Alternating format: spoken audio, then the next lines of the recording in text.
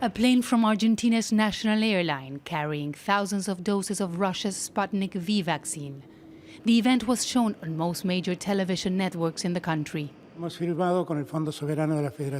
We have signed a contract with the Russian Federation. What does that contract say? What that contract says is that we will be able to have enough doses to vaccinate 10 million Argentinians between January and February.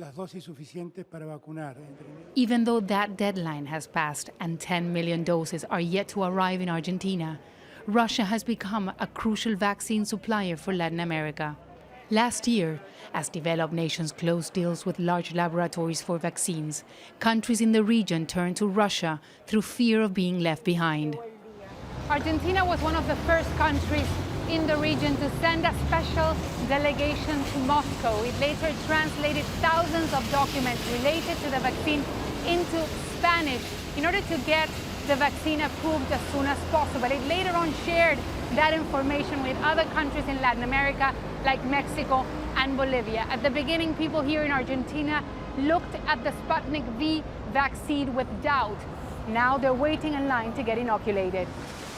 Bolivia was hard hit by the pandemic. Almost 12,000 people lost their lives in what is considered one of the region's poorest countries. Authorities in the country say Russia's Sputnik V vaccine was the only resource available. Availability in the world, as we know, is very, very low. Most of the companies are breaching the contracts. They cannot even deliver what they have promised. So it would be very unlikely that Bolivia will be able to access vaccine in the first half of this year. Thanks to the intervention of our own president, who has contacted the president of Russia by phone, this contract was achieved. Russia was the first country to register a COVID vaccine last year. And since then, Sputnik V has become a diplomatic resource between Moscow and Latin America. Analysts here say it's part of a plan.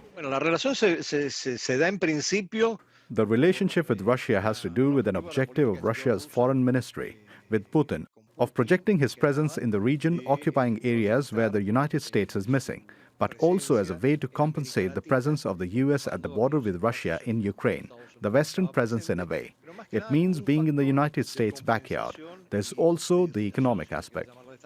Local reports indicate Moscow is already eyeing future contracts in Argentina that include a nuclear power plant and a train in Vaca Muerta, an area that's believed to have some of the largest reserves of shale oil and gas in the world.